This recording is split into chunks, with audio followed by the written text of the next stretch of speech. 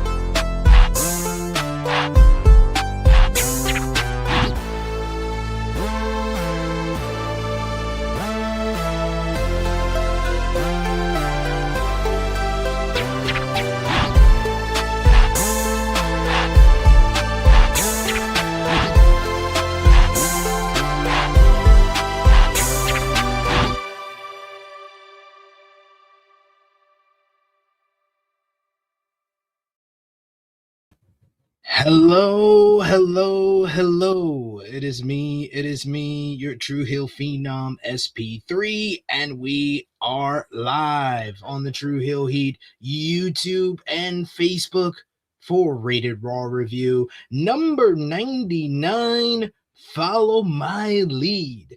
Reviewing last night's December 22nd, 2025 edition of WWE Raw on Netflix as only we can.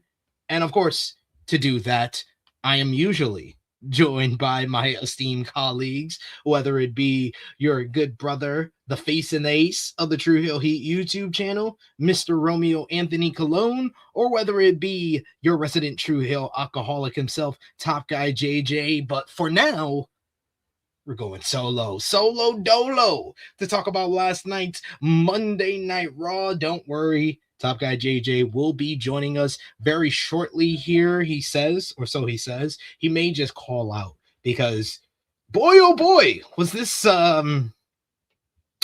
was definitely a taped episode of Monday Night Raw. That is for damn sure.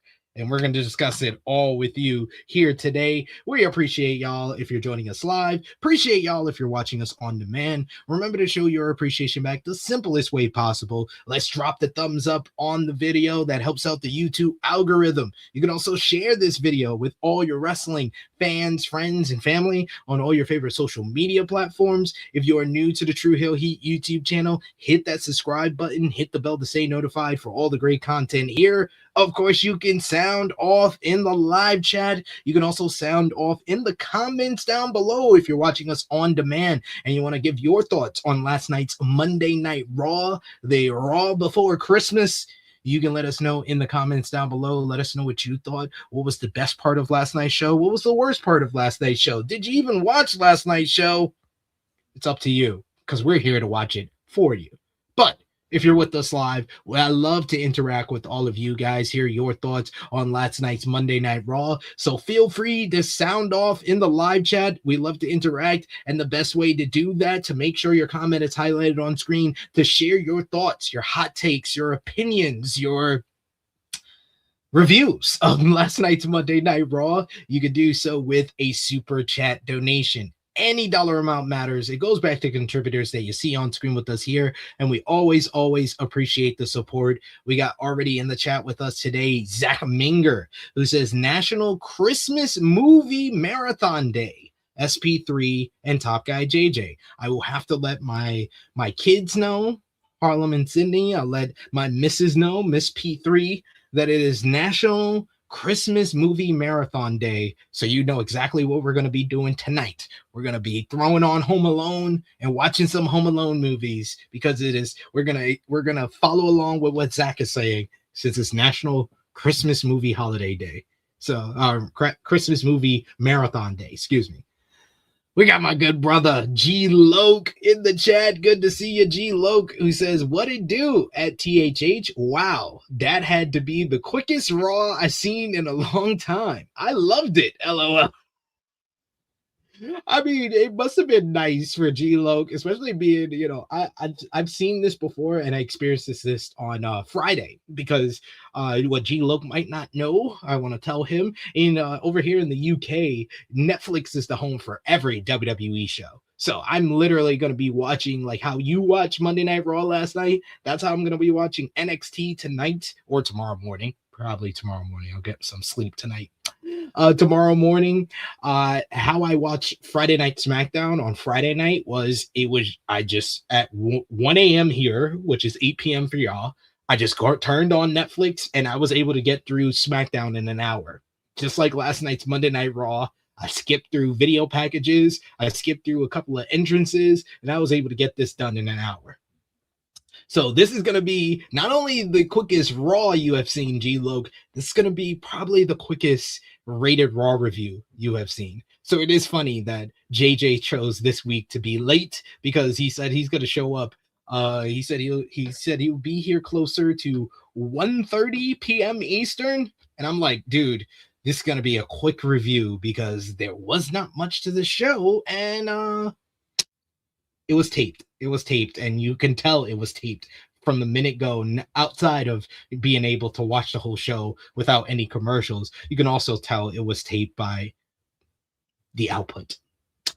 We also got G Loke, who says, movie day shoot, gotta do a Christmas Story. Easy to do for 24 hours. Yes, just turn on TNT or TBS and you can watch Christmas Story until it is New Year's Day, probably, because that's all they'll be playing for the next couple of days. And my good brother, my man, Fessy Feast. Good to see you in the chat, Fessy.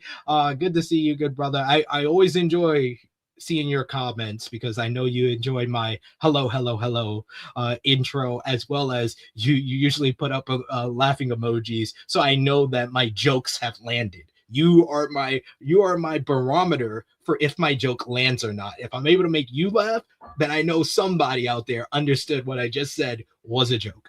But appreciate y'all for joining us in the chat today. You're gonna be my co-host on this ride for a little bit, until the good brother Top Guy JJ came through. But we got a lot to discuss from last night's Monday Night Raw. Despite it being a tape show, there was a couple of news and notes that we got to get into and talk about. Of course, news and notes outside of the world of WWE.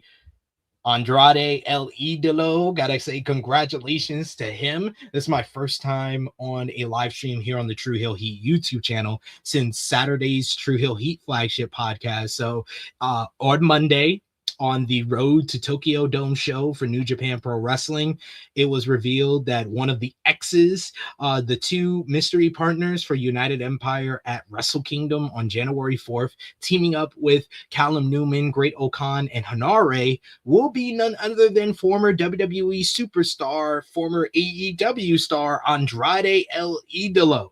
Andrade will be making his return to New Japan Pro Wrestling. He will be competing in the 5-on-5 10-man tag team matchup between United Empire and the unaffiliated War Dogs. This comes off the heels of Andrade last week. We talked about it on the flagship podcast that he appeared in Puerto Rico for WWC, winning the WWC Heavyweight Championship for the promotion.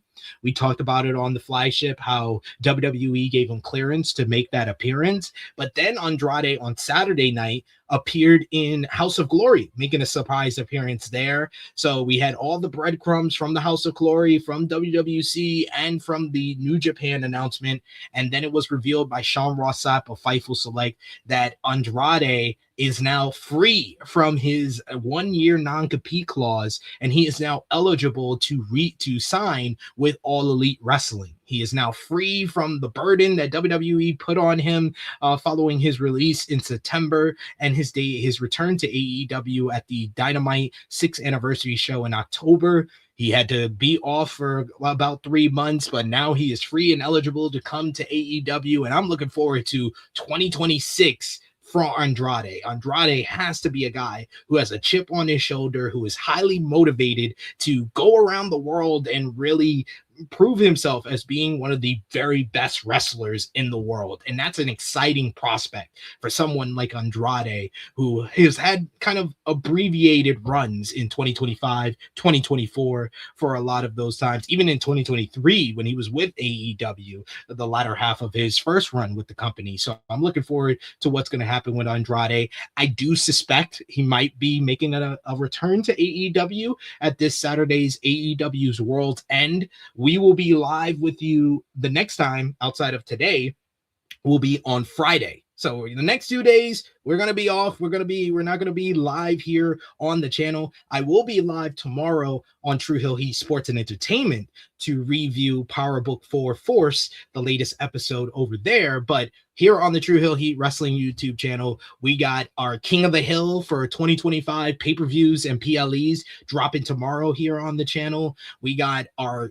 AEW, huge AEW roster 2025 tier list that's going to be dropping on Christmas Day, but we'll be back on Friday to preview World's End, and we'll talk more about Andrade being eligible to sign with AEW and the potential of him showing up at World's End then. So you got a lot to enjoy from us here on the True Hill Heat YouTube channel. But I wanted to address that because that was one of the bigger news notes in the last couple of days since the last time I was live with you. And I would feel kind of like I was depriving y'all of my opinion and talking about that shortly here with y'all. But let me know in the chat what y'all think about Andrade now being free and eligible to re-sign and sign somewhere else outside of WWE. What did you think about the whole hiatus that he had due to the WWE potential 1-year non-compete clause? And if one thing this whole situation proves is that there is a lot of messed up crap in pro wrestling that could be solved with a lawyer. But let's get into WWE Monday Night Raw. WWE Monday Night Raw this week took place from Grand Rapids, Michigan. This was pre-recorded. This was recorded on Friday evening. We get the Then Now Forever Together intro. We see a video package of last week's events involving Rey Mysterio, Logan Paul, and the reveal of the Masked Man, Austin Theory, as well as Bron Breakker spearing CM Punk and standing tall at the end of the night. CM Punk and Rey Mysterio are walking. They'll be teaming against the Vision, 2 members of the Vision in tonight's main event. The Judgment Day is walking, as Roxanne Perez will be going one-on-one with Bayley later on in the show. Javon Evans is walking as he is here on Monday Night Raw from NXT to go one-on-one with Ryu Americano. That was set up on last week's show. And Gunther is walking as he's going to have another in-ring promo on today's show following his win over John Cena, retiring John Cena and making him give up. The Vision is also walking as they walk into the building, but they are basically surprised to see a familiar face, a face that they saw last week at the end of the show. It looks like Braun Breaker and Bronson Reed have something to say, but Paul Heyman instead sends them away because he wants to have a one-on-one talk with the man that was revealed as the Masked Man that helped the Vision gain the victory in the men's War Games back at Survivor Series, that's been helping Logan Paul over the last 2 weeks against LA Knight and Rey Mysterio, none other than Austin Theory.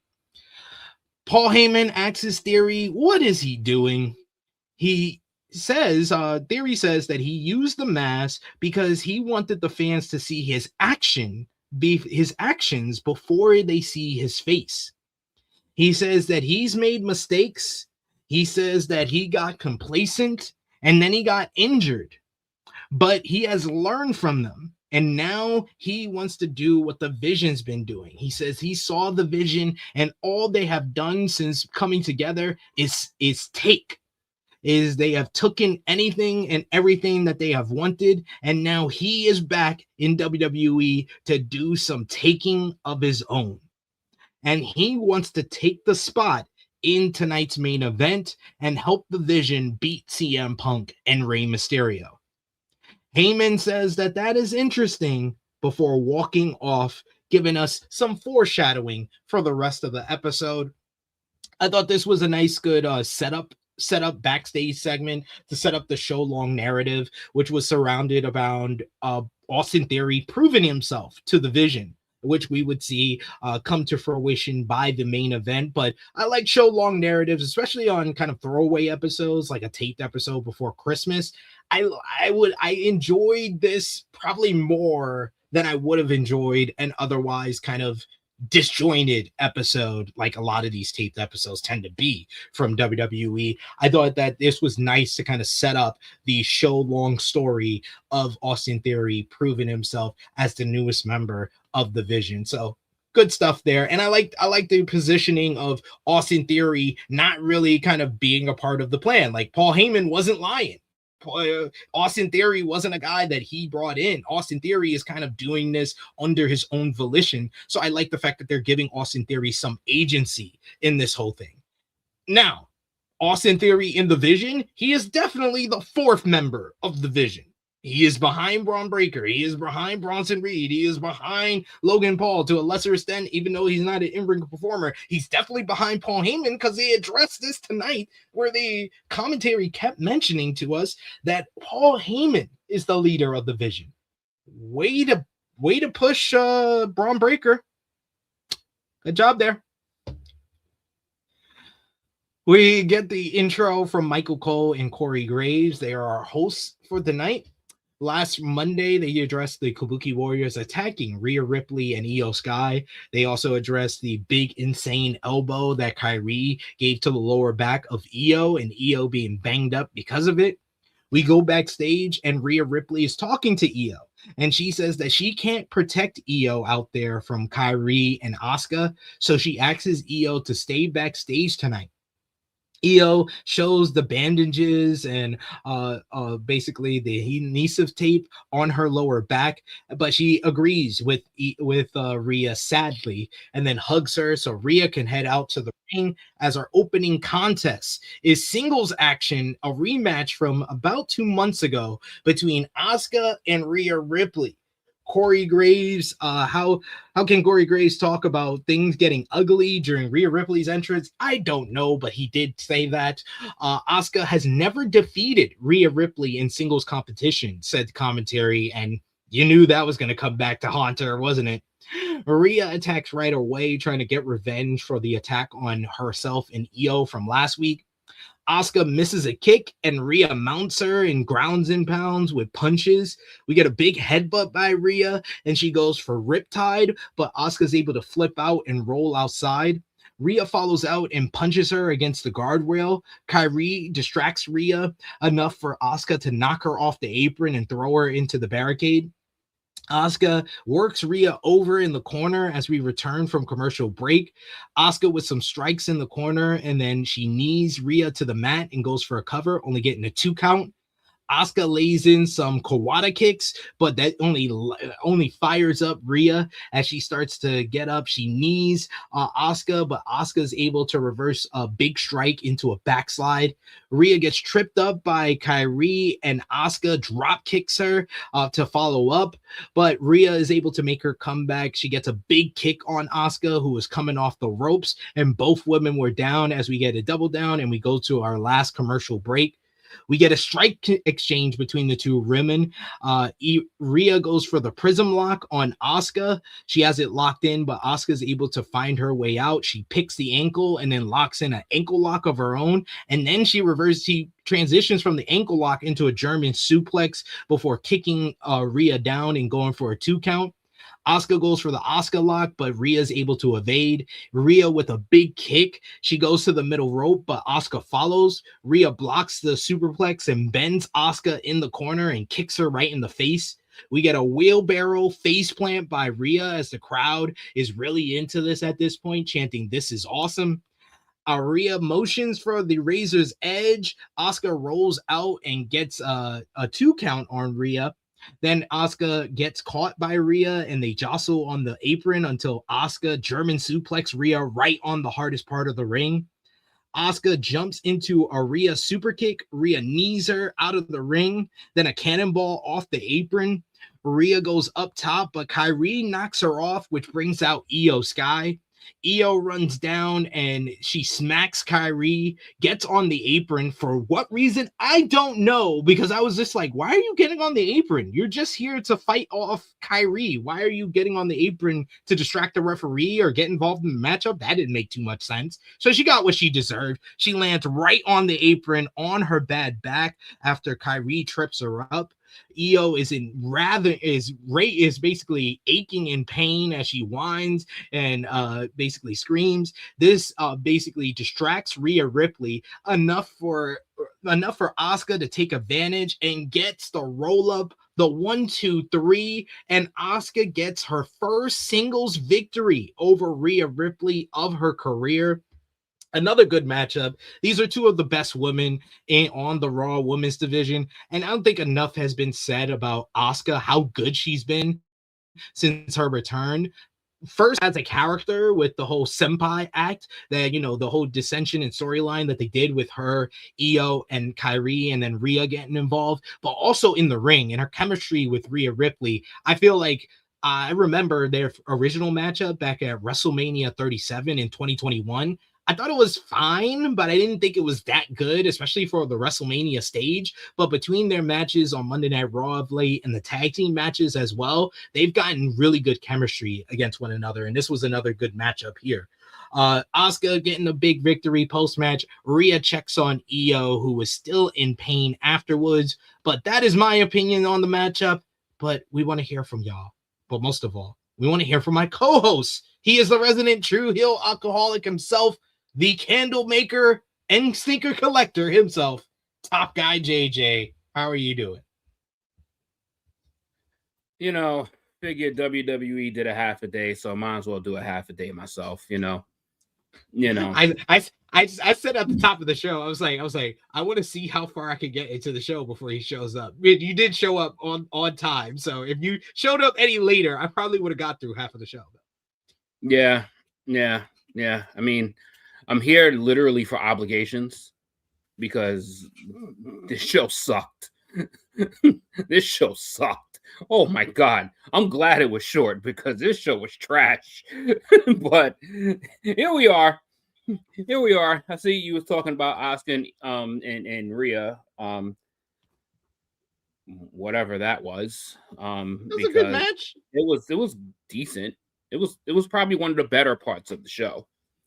I'm actually kind of digging Rhea's new routine. That shit is actually kind of tight.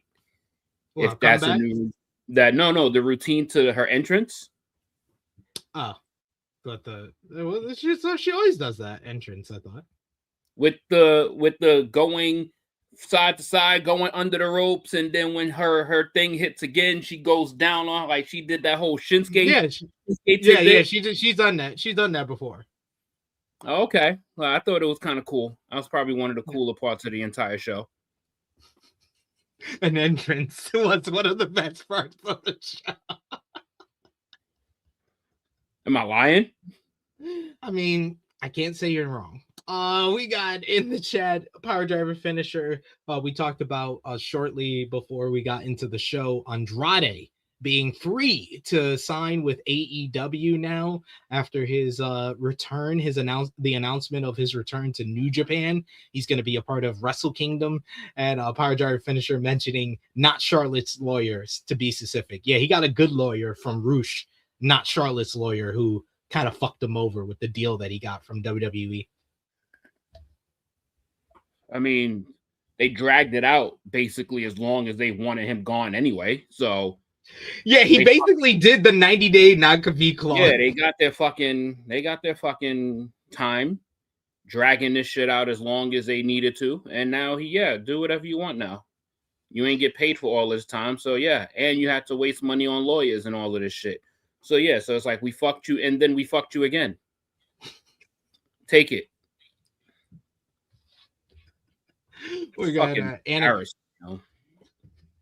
We got Annika who says, whoever said let's run a Christmas story for 24 hours straight needs his ankles broken. God damn. Why I gotta be a he?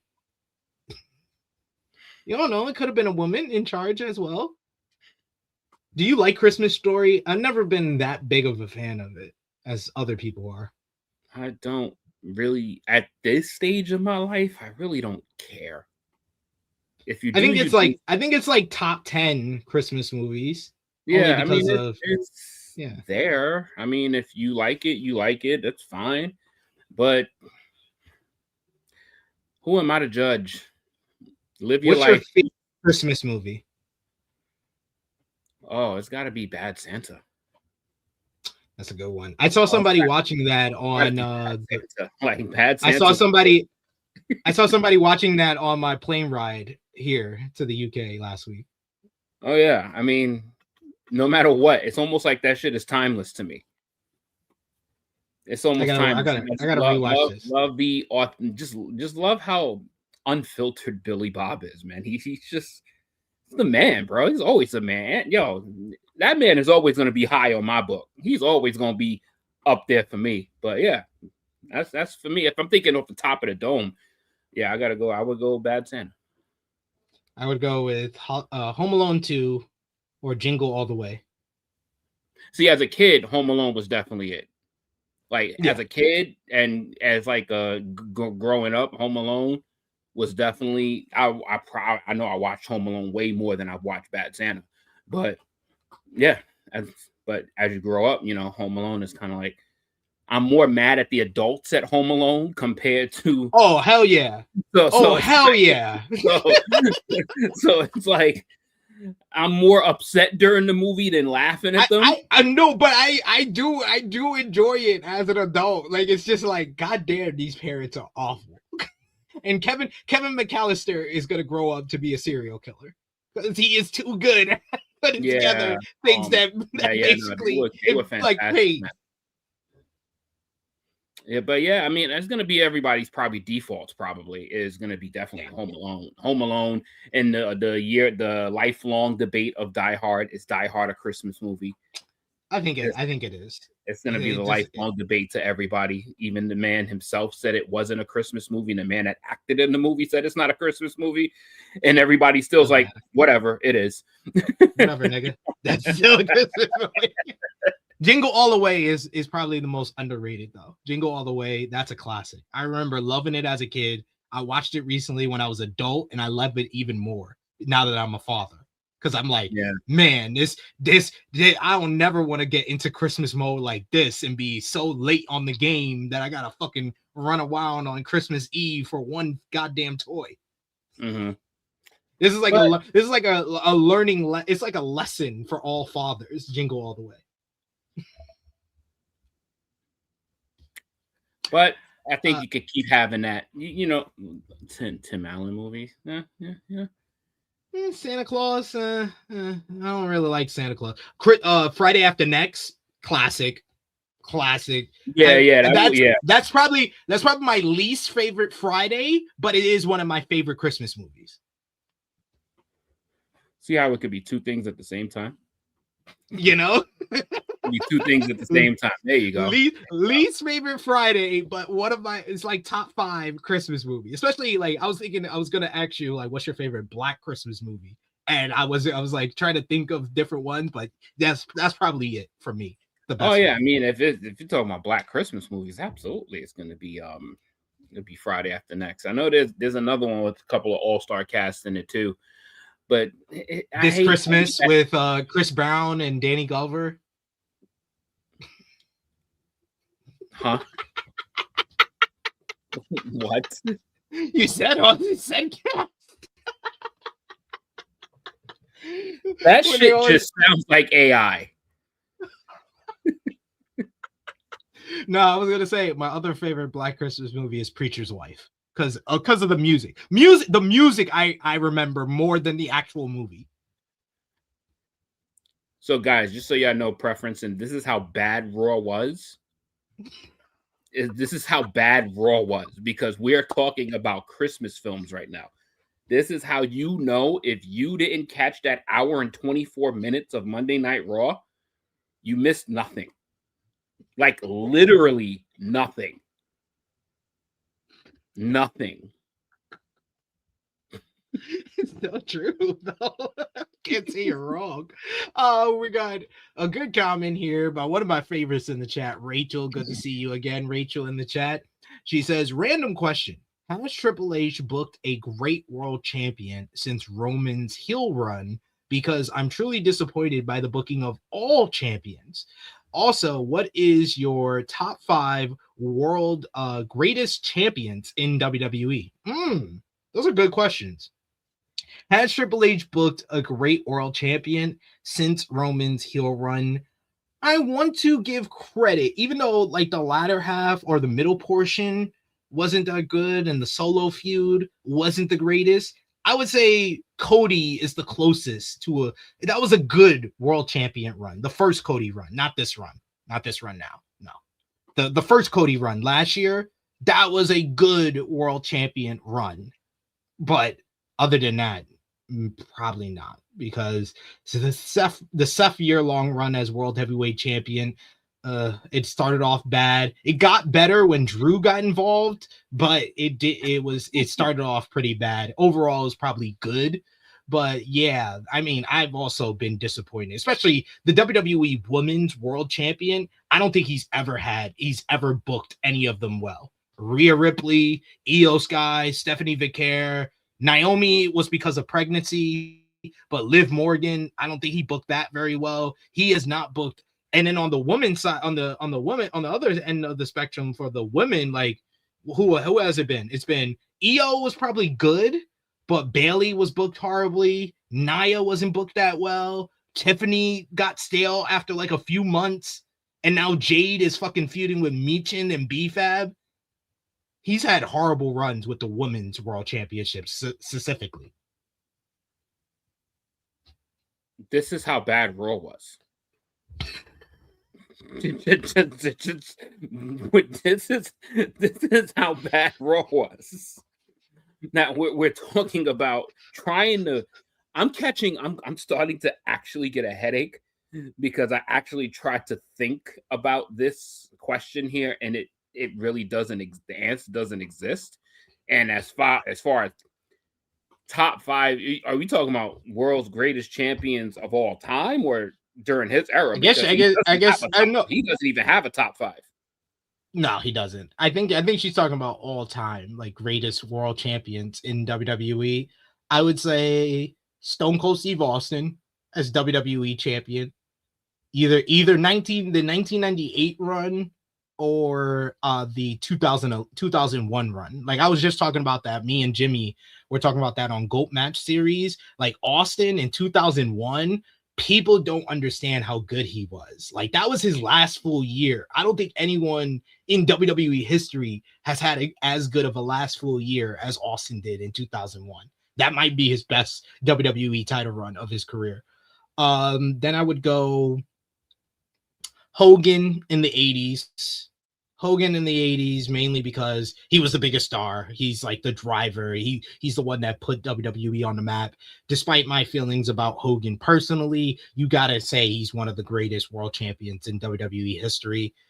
Then I would go Cena, the 2007 run, especially when he beats Edge in the TLC, and then that was really a run where he kind of proved himself. Like he had that Umaga rivalry that put Umaga on the map.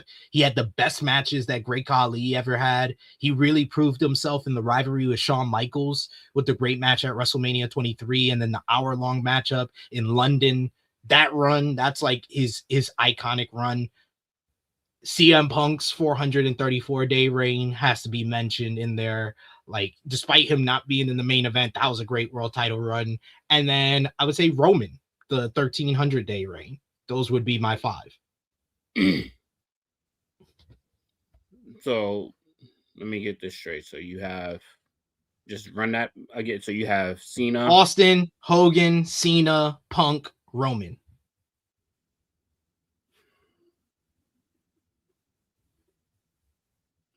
That, yeah, I mean, depending on how you want to rank them and what order, I think that's very valid. And then for me, like, honorable mention would be right behind all of them would be Bret Hart. Oh, yes. He is the one. When I think about the Winged Eagle title, I think Bret Hart. Yeah. So like, because I think just because of the ones that you named, they all have a length of history attached to them. So you just literally name like reigns like in between 2 and like 8 or whatever it is, like as far as length of time. So and they carried the company for a particular year, and in Roman's case, years, and then in Hogan's case, years. So, you know, and you got to mention, you know, even though this is like before our time, and the reason that's mainly the reason why we don't mention them, but I'm going to still pay respect to the past. Bruno Sammartino. I mean, yeah. Shit. I mean, that man sold out Madison Square Garden how many times in a row? Yeah. Like him, just his name on the marquee sold out the building, period. Him just being. Yeah, I would probably move Punk to honorable mentions and put Bruno in there. I think Bruno, because of the legend, like that's like something that your grandfather will talk about. You could bring up to some of the older people in your family, and they'll be like, "Yeah, I remember Bruno Sammartino." That man is the trailblazer of trailblazers. Yeah, he didn't have a trailblazer. He was the trailblazer. Exactly. There was no trail to blaze until Bruno Sammartino. Yeah, there was no path to be made. He made the path. So yeah, he has to be in there.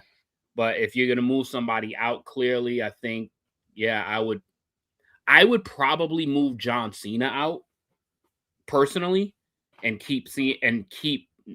I would move both John Cena and CM Punk out, and I would be biased, and I'm moving Bret Hart in there. Like, that'd be fair. Yeah. So that's just, you know, and moving John Cena and CM Punk is literally like moving them to like 6 or 7 or 7 and 8, because then you're gonna be but he said WWE, so I can't mention Ric Flair. So can't mention like Harley Race, like you know, so Dusty Rhodes. Can't mention Dusty Rhodes. Can't mention Sting, like, because we say WWE, big barricade goes over like massive amounts of legends. Absolutely. And this is how bad Raw was. Exactly. But let's get back into it so we can run through this. Backstage, the Bron stars are asking Paul Heyman about Austin Theory. Paul points out that Bronson Reed was nowhere a year ago. He says now he's main evented in his home country of Australia and beat Roman Reigns. He says Braun wasn't calling any shots or main eventing last year, but now he's about to headline the 1-year anniversary on Netflix and beat CM Punk for the World Heavyweight Championship in Brooklyn. Someone had a vision for the two of them, and that somebody was Paul Heyman. And he also has one for Austin Theory. He says Theory will either carry out the vision tonight or the vision will make sure Theory is carried out.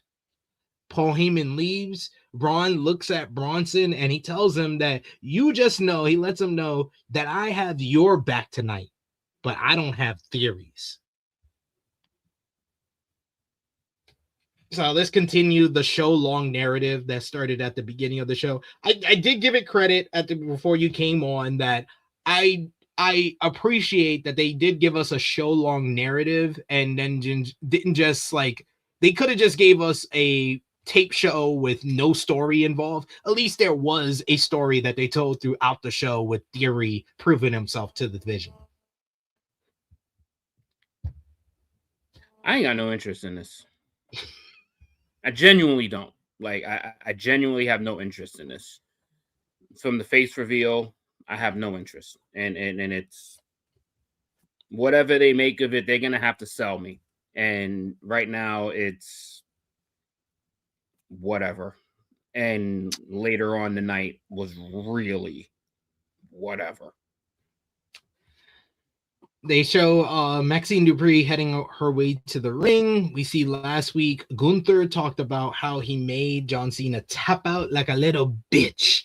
And now he will be here later tonight. And then they officially announced CM Punk and Rey Mysterio will take on Bronson Reed and Austin Theory of the Vision. But before Maxxine Dupri can make her way out to the ring, the music of the man, Becky Lynch, and she's back on our screens. The best part of last night's Monday Night Raw for me personally is Becky Lynch gracing us on the screen. She gets on the mic. Becky says that Maxxine Dupri isn't the legitimate IC champion. Becky is. The fans are very upset about all this corruption she has been dealing with. She says that she had to go to the higher-ups on Netflix and complain about the nefarious actions of Raw General Manager Adam Pearce and crooked referee Jessica Carr, the crooked Carr. She says that Petty Pearce won't do anything about anything that's going on, but Becky has the best lawyers in the country, and the Netflix bigwigs encouraged her to go to miserable Michigan. The fans are apparently chanting that Maxxine sucks per Becky, apparently. She says that she's the greatest of all time. And it's not just her saying it. Sports Illustrated is saying it too. But before she can continue, she is rudely interrupted by Maxxine Dupri. How dare you, Maxxine? But Maxxine says some very smart things. Like, Maxxine says she heard Becky, and Sports Illustrated was right. I agree, Maxxine. That's all we needed to hear from you. You could have stopped your promo right there. Would have been the best promo of your career. She says Becky's the greatest of all time, and she's just a rookie. But this rookie beat the greatest of all time. And not only that, Maxxine has beaten Becky 3 times straight. Becky can have her title shot anytime or place, and Maxxine will stop at nothing until she beats Becky again. She says that she's your Intercontinental Champion, whether Becky likes it or not. Maxxine tells her to take it on the chin, like the man she claims to be. And Becky looks like someone who's afraid her best years are behind her. How dare you, Maxxine? How dare you? Becky seems like she's going to something in response to Maxxine, but then all of a sudden she just slaps Maxxine across the face, sending her down to the mat. Becky then puts on a beating onto Maxxine, giving her some forearms to the back of the neck. She then picks up the WWE Women's Intercontinental Championship and poses with it. She yells at Maxxine that she owns this title. She then puts some more beating on Maxxine until Maxxine fights back. She grabs the ankle of the former champion and locks on the ankle lock. Becky desperately tries to grab the ropes or try to escape, but Maxxine is able to grapevine the leg, and Becky has no choice but to tap out. Apparently, she still released the hold if there isn't a bow.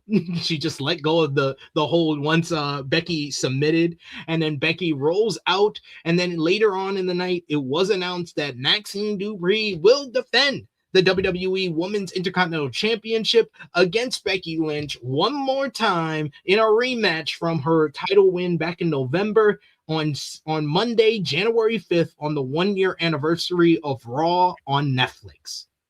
What did you think about this segment? I thought that Becky was her usual great stuff.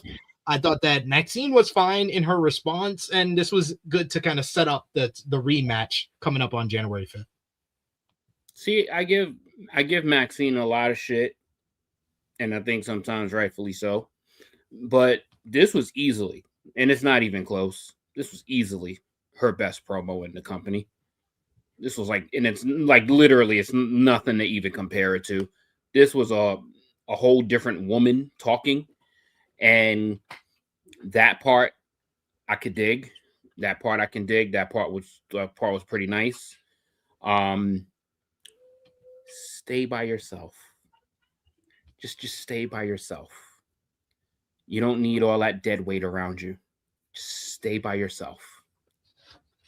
And I mean, Maxxine has always been good on the mic too. She's been more of like a personality and good talker more than wrestler always. This version was fiery. This version was confident. She wasn't unsure of herself. Like she had no jitters. Like this felt like she feels like she's in her place, and it was nice to see. It was very nice to see. So, it felt good to see that she was comfortable in this element to be able to deliver that. And actually, maybe two things that was decent about this show, but it was good. And it was. I would say it was pretty good for her standards. It was pretty good. Now I take away for her standards. It was pretty good. No, it was good. It was a good segment. Power Driver Finisher agrees with you. He says, "I'm sorry, Maxxine did great in this promo. Becky was very much the Toni Storm, Mariah May life sentence of mediocrity. It's subtly funny, but not a knee slapper." He says, "Legit out of nowhere." So he seemed to enjoy this one as well. Like I said, I thought this was objectively the best thing on the show. Now I'm going to tell you this really fast. I'm going to get really tired of MAGA Becky really quick. This shit, she can't carry this on for too long. Like, the shit is great when she does it in spurts, but she better not carry this shit for 4, 5, 6 months, bro. Like, this Becky Trump shit, her promos are way too Trump-like. They're way too Trump-like. Like, it's funny for a bit, but this shit better not be this shit better not be her go-to. This better not be her go-to. It will get stale real quick. She always knows how to evolve the character. Yeah. She knows how to evolve the character, because this character is not the same as the greatest of all time and when she was the Intercontinental Champion. It's not the same as the man that's holding everybody down that she was in the feud with Lyra Valkyria. We've seen, like, she knows how to kind of just add different elements to her character and then strip it away and then add something new to it. So I have no doubt that Becky's not gonna drag this out too long until it's stale. Yeah, I think clearly she's done it over and over and over again. So it's almost like expected that at some point she's going to make a pivot or she's going to evolve and change. But, I'm just saying, she's great. She's been great. But I'm just saying, I know me, and I know I'm not going to be a fan of the Becky Trump shit for much longer. Okay. Last week, we get Nikki Bella attacking Stephanie Vicaire and Raquel Rodriguez in the title match. The new title match might be made soon or right now. As we go backstage, we see Raw General Manager Adam Pearce, or Petty Pearce, if you ask someone else, telling Javon Evans about his match tonight. And he says that they need to talk about his future afterwards. Evans is pleased to hear this. He's got a big smile on his face, feeling in the festive mood. He walks off to get ready for his matchup, and then in comes WWE Women's World Champion Stephanie Vicaire. Vicaire is not pleased with what happened last week. Pierce says that she knows that she wants to talk about what happened and what does she want to do about Nikki Bella and Raquel Rodriguez. She says she wants to face them both. Triple threat. That's how she said it. Adam Pearce says, all right, triple threat. He says he loves a fighting champion and he makes the match official for next week. Next week, the final Monday Night Raw of 2025. It will be Stephanie Vicaire defending against WWE Hall of Famer Nikki Bella and Raquel Rodriguez in a triple threat match. Please let this end. Please. I'm not getting worked up again over this. I'm just not. I'm not getting worked up. I've already hated the show once I realized that this is coming full circle now. That we're getting all three of them. Like her whole vortex is just coming to one place. And knowing this place, it's still not going to be the blow off. Probably not. Probably not. No, you're probably right. Probably not the blow off at all. And God. Oh, yeah, we didn't get to that other part yet, which, God, yo, this show sucked, B. Like, oh, my God. Holy shit. I didn't know 85 minutes could be so, like, painful to watch. Thank God, because if it was another hour of this shit, oh, Lord. Oh, Lord. This felt like more of like a preview show for the next 2 weeks of Monday Night Raw with a few matches added to it. It felt like a longer version of WWE Livewire. Why did this show feel like it was 2 hours? I got through it in an hour. I'll be honest. This was the fastest I've ever went through an episode of Raw. Wow. Wow, this is fucking dirt. We get a pre. What happened? I said happy holidays, y'all. We got a pre-recorded vignette with the Usos. The Usos are back in your city, and they are back in the tag team division. They beat the New Day last week. They said it was a classic. I was like, what match did you watch? And they challenge AJ Styles and Dragon Lee for next week for the World Tag Team Championships. They says that they've been around the block before and now they are back to claim what is theirs. They says that there is only one word that the tag team division should fear. It is 4 letters, one word: Usos. Later on in the show, we would hear from AJ Styles and Dragon Lee, basically giving their response to the Usos challenge, and they are continuing on their path of being fighting champions.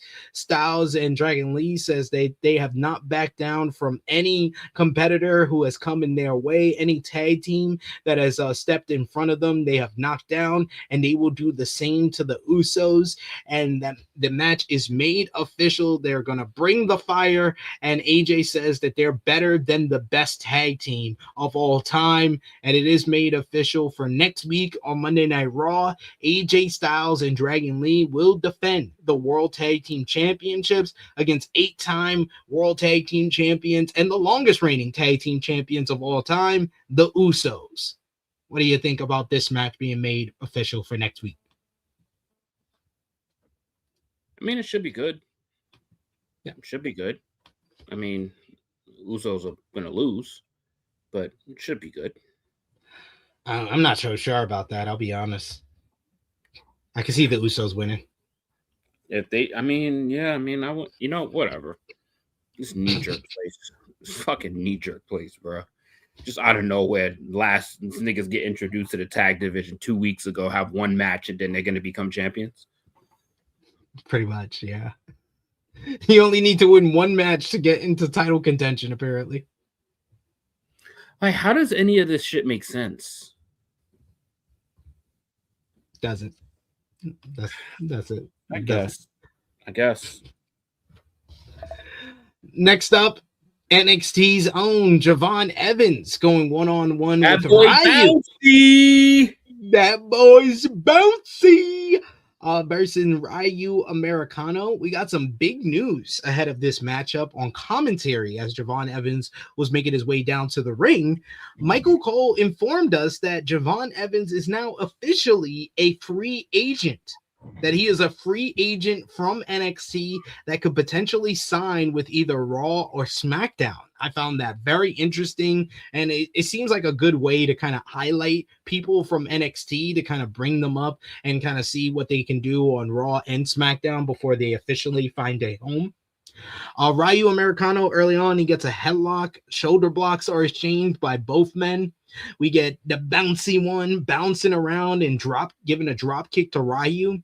Ryu takes down Evans and works the left arm, chop in the corner. Ryu with an armbar. Evans hits the bouncy Rana, but then Ryu gets in the ropes and he backdrops Evans. Evans lands on his feet. He evades a dive and hits a big tope suicida of his own. Ryu with some arm drags. He arm drags Evans off the top rope. Then he stomps down on Evans and works over his left arm some more. Evans fights back, but Ryu hits a punch. Evans comes back and hits his speedy, bouncy kick to the face. That sounds like a proper description for sure.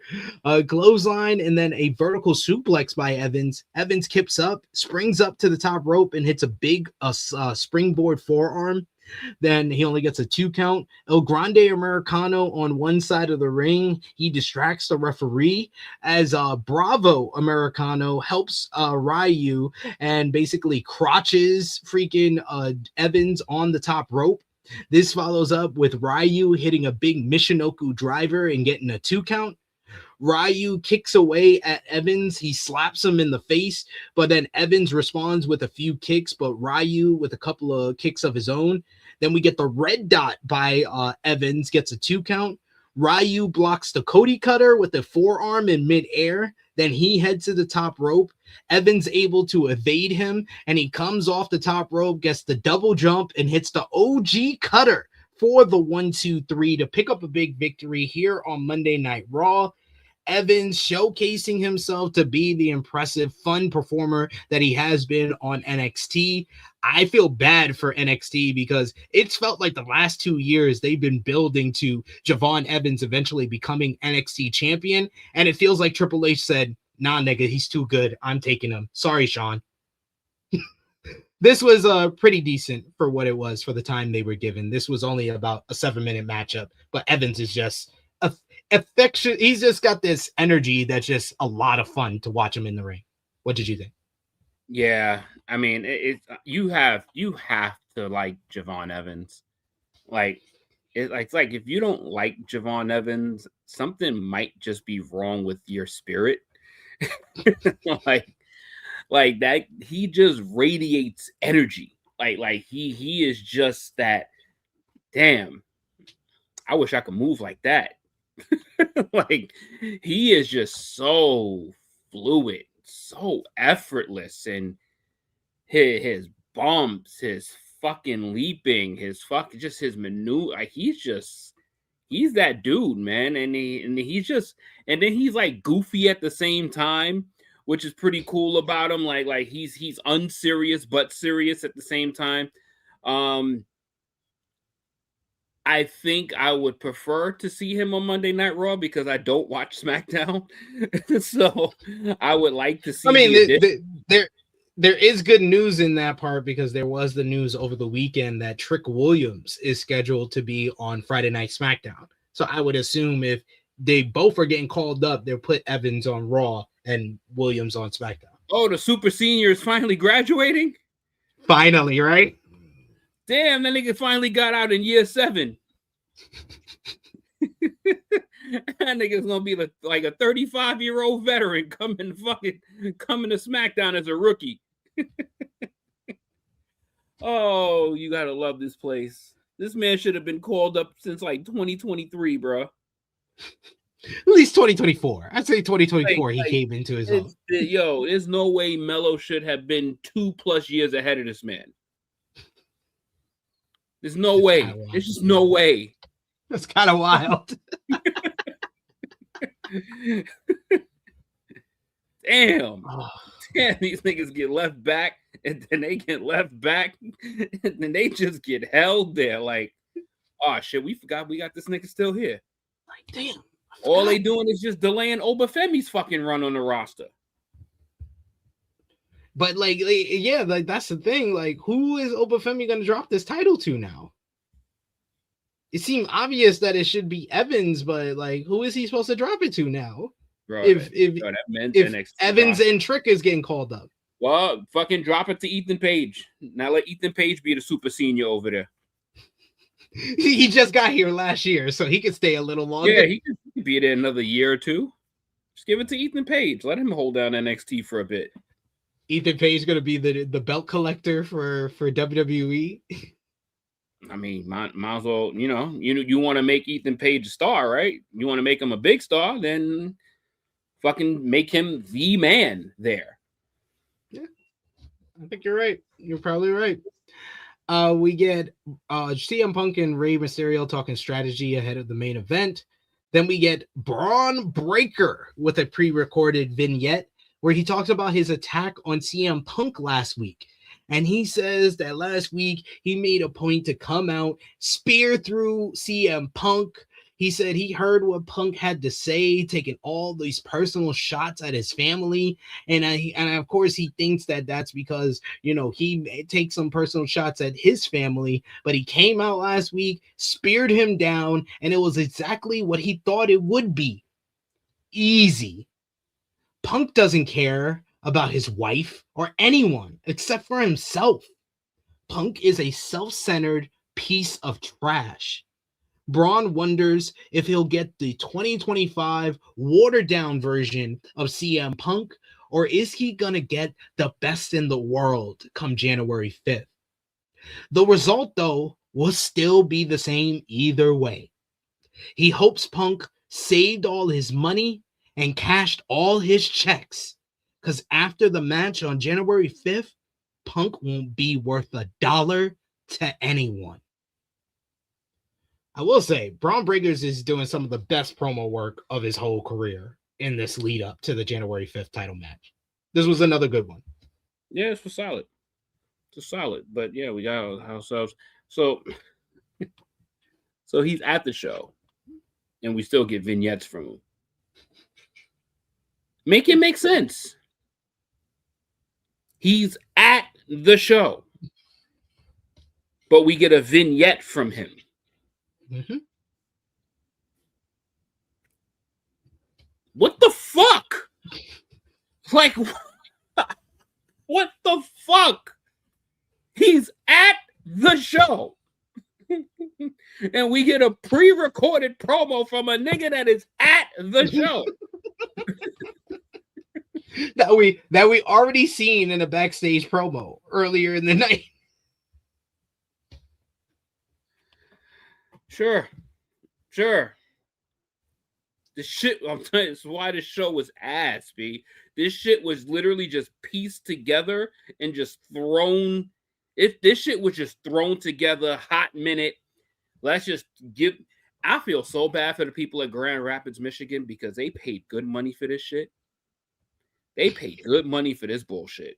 They paid money for this. And that's what the fuck they got? Bruh. Bruh. Michael Cole and Corey Graves are about to reset the show when they are told to shut up by WWE Hall of Famer Nikki Bella. Bella in her leather pants. Leather pants hops on the top of the announce table. Nikki says that it seems like everyone's forgotten who she is. She is Nikki Bella, a legend, a Hall of Famer, and a former champion. This is what champions look like. How would they know what champions look like? The Lions wish they were as good as the Philadelphia Eagles or Ohio State. Nikki destroyed Raquel's face last week, and next week she will destroy Stephanie's reign. Stephanie's a big deal in the ring, but Nikki's a big deal everywhere. It's time for the title. It's time the title was around her waist, the waist of a true global superstar, the one and only Nikki Bella. Corey's speechless because he's never been this close to a star that big. And he says that on commentary. This was everything that people accuse MJF of. This was low-hanging fruit. This was cheap heat at its finest. What did you think? This was garbage. Yes. This is See the difference with MJF and his low-hanging fruits is MJF is so clever with his words that he will use your city and the things that he's going to say with it, your mind isn't even thinking of. Exactly. This bullshit, I could have cut that promo. Yeah. I could have went out there and said your Lions is trash. I could have went out there and said your Red Wings suck. I could have went out there and said your team is not as good as my Oklahoma City Thunder. Utter bullshit. I ain't want none of it. I ain't care about none of it. And what's crazy is that the promo was so bad, it made me not even recognize actually her. She had a nice little look to her. But I just looked past all that bullshit after I heard what came out of her fucking mouth. That was the only thing that I noticed is that her outfit was on point. I was like, fuck the compliments now. Like, you just spoke a bunch of hot garbage. And they'll talk about mic drop. I'm like, bitch. Yo, why? What did they do with this show? Not care? In a nutshell, probably that. Next up, sure, we get Bayley. We got one-on-one with the Judgment Day's Roxanne Perez. Bayley has Lyra Valkyria in her corner. Roxanne has Liv Morgan in her corner. We finally get to see a Roxanne entrance, which was nice, with Liv. And we get Bayley early on. She's putting up the aggressiveness. Roxanne evades Bayley in the early going before shoving her. Bayley gets an early 2 count on the Bayley to belly before Roxanne rolls out to the floor. Bayley bounces Roxanne off the top turnbuckle, but Roxanne trips Bayley and bounces her knees off the ring post, working over her legs throughout this early going of the matchup. We get Bayley shoves Roxanne down, but Roxanne hits a palm strike and then a side leg sweep for 2. Bayley wins a strike exchange between the two and then clotheslines Roxanne before hitting a Luthet's press. Out of nowhere and for no goddamn reason whatsoever, Raquel Rodriguez shows up at ringside. She provides a distraction, but Bayley still is able to get a side slam for a 2 count. Raquel climbs on the apron, but Lyra kicks her down. Liv tosses Lyra over the announce table to give Roxanne another advantage as Roxanne in the ring hits her cartwheel double knees to the back of Bayley, but she only gets a 2 count. Bayley blocks a leg lock and sunset flips Roxanne into the corner for a near fall. Bayley was great with her selling of the knee in this matchup. I will give her that. She was limping everywhere and stuff like that. Liv trips Bayley and then distracts the referee so Roxanne can remove the middle turnbuckle pad. She runs Bayley face first into it. She has the cover, but Raquel, for some dumbass reason, distracts the referee, complaining that she got kicked by Lyra, even though Liv took care of Lyra. You are ruining this matchup for Roxanne. What are you doing? Roxanne has the cover on Bayley, has her beat, but the referee's distracted with Raquel. Liv has to pull Raquel's ass off the apron. They get into a whole three-way argument with one another when Roxanne is like, you just cost me the matchup. Then Lyra pops up over the announce table. She does a crossbody to both women. Bayley is able to basically crawl over to the bottom rope where Lyra basically motivates her by slapping and yelling at Bayley, waking up that other side of her. Bayley laughs and goes crazy on Roxanne. She hits her with the double knees in the corner, and then she goes up top. She hits the Macho Man flying elbow and gets the 1-2-3 to pick up the victory for Bayley here. I like the story at the end with Lyra once again tapping into that different side of Bayley to help her get the victory. I like the whole story that is going on here with Lyra and Bayley, but the match, it was just decent. I've seen better from both ladies. It was decent enough, though. What did you think? I thought the match was pretty good.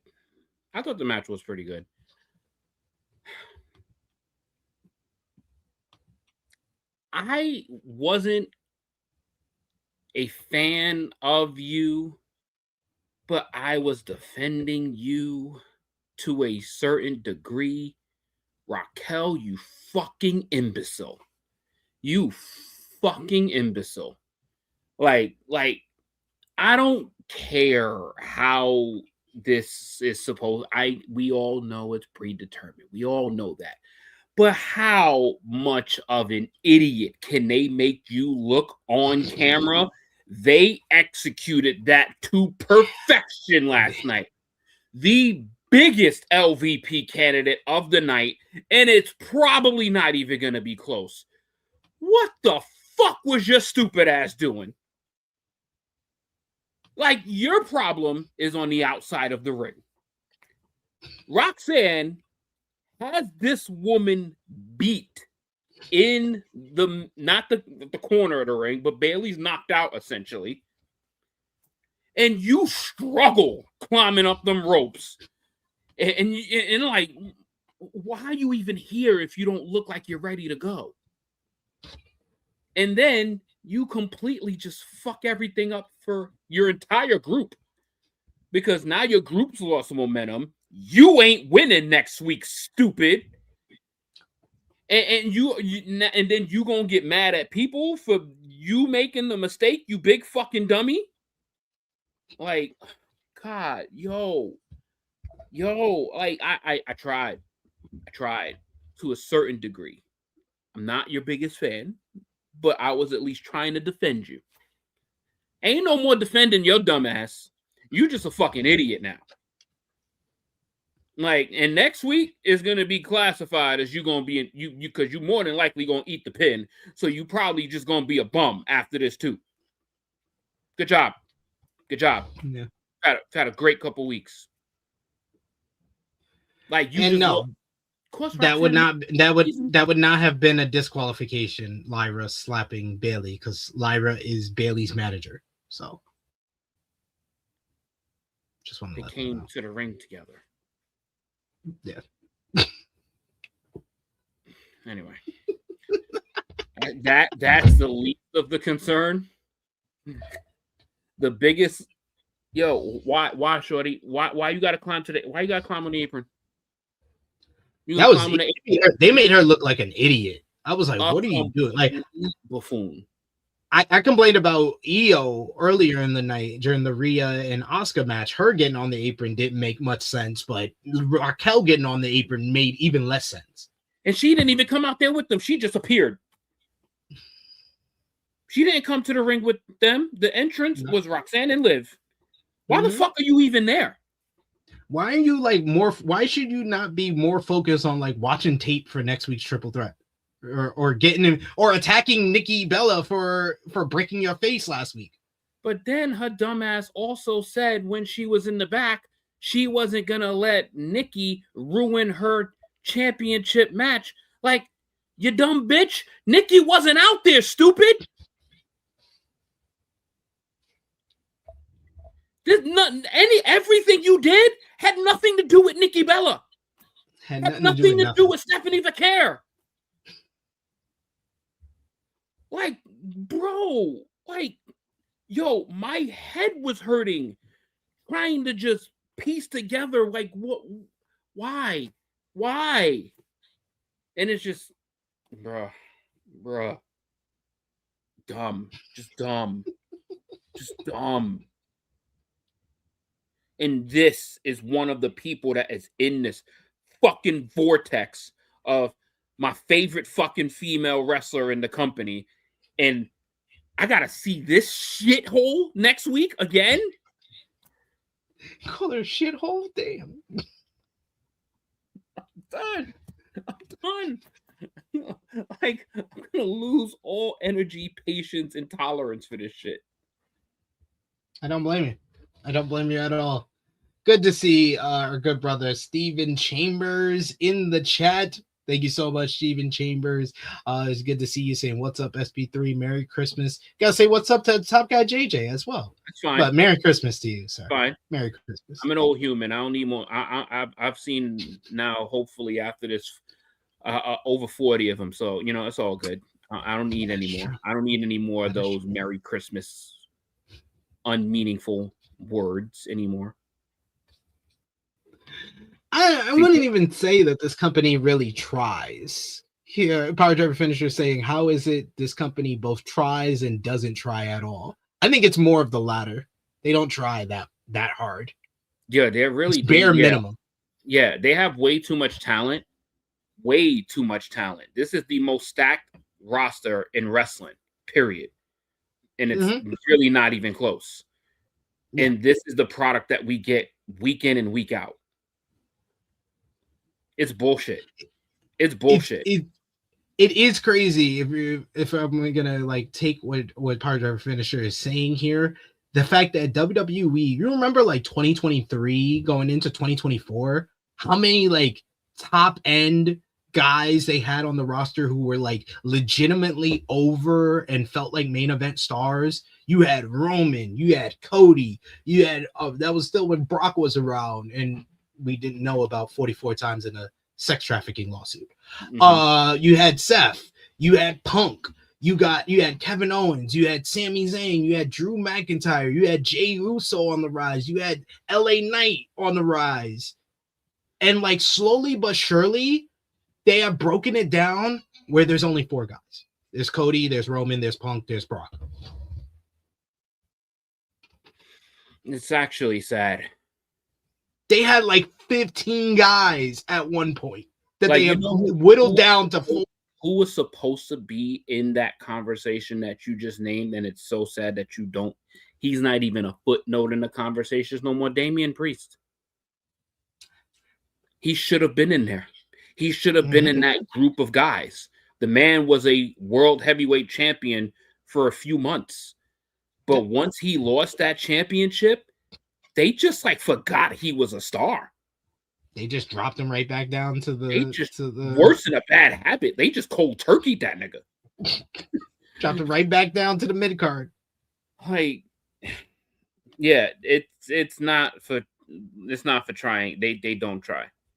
They don't try. And it's like, all right, we wake up 1-1 and they're in a good mood. They want to have a good show. They'll have a good show. And then the other 40 weeks of the year, we get shit like this. It's usually they have a good show after we complain about a bad show. But dog, no, this is now going to be 3 weeks in a row of bad shows. This is true. This is true. It's Raw's on a bad run. Yeah. Yeah, this has been a horrible December for Monday Night Raw. Yes. Backstage, we continue our show-long narrative. This time it's Theory meeting up with Bronson Reed. Bronson tells Theory that the vision is the big leagues and he should follow his lead tonight. Austin Theory says, though, he's not his kid. He says that actually what we're going to do tonight is I'll start the matchup and Bronson can follow his lead. What the fuck is this? I think this is them trying to give Theory some agency in this storyline, which I appreciate, but There is not anything that this company can do to stop Austin Theory from feeling like the last member of the Vision. Like on the totem pole of the Vision, he is not on the same level of anyone in this group. Braun Breaker, Bronson Reed, Logan Paul, and I'm saying that I think that Theory in the ring is much better than Logan Paul. But Logan Paul is so significantly more of a star than Theory, so he is lower on the totem pole than even Logan Paul. What's sad about this conversation is that in the ring, Austin Theory is the most talented of all four of them. You're probably right. Yes. Like, he in the ring is more talented than all four of them. But the WWE has spent 5 years making this man a bum. Specifically the last 3 years since Triple H been in charge. I feel like Triple H, I don't know what Austin Theory did. Did Austin Theory like hit on Stephanie McMahon or something? Because the way Triple H books Austin Theory is like it's a personal vendetta. Dude, like it's you're not gonna sell me on anything that he does that's relevant until you make him make a big up. And him stomping someone and stomping Rey Mysterio is not gonna be a fucking, oh my god. All right, maybe they're trying something with him. No, miss me with that bullshit. And Raw is turning chicken shit. They're turning chicken salad into chicken shit. They're not say that too. Yeah. They're turning chicken salad into chicken shit. They're not. It's not the other way around. I see we got some breaking news here. Let me just make sure I get this right. WWE just made an announcement about a change to Raw and SmackDown. Let's take a look here. No. They're not going to go that far. All right, so PW Insider Elite just announced that officially starting on January 5th, Michael Cole and Corey Graves will be the new commentary team for Monday Night Raw, while Joe Tessitore and Wade Barrett will continue as the lead commentary team for SmackDown. As you know, it's been reversed the last couple of months, but this is similar to right before last year's, the beginning of this year, the Netflix premiere where they made the switch over. But they're basically announcing it ahead of time, but through PW Insider, that Cole and Graves will be the commentary team for Raw, Tessitore and Barrett for SmackDown. These niggas just have no idea what the fuck they want to do. They just have no idea what they want to do. The first quote tweet that I saw, JJ, it says, "How many commentary changes does WWE do in 1 year? It seems like a monthly thing." It does seem like they have switched over these announced teams multiple times in 2025. Dog, they pay more attention to the status of their commentary team than they do of Austin Theory.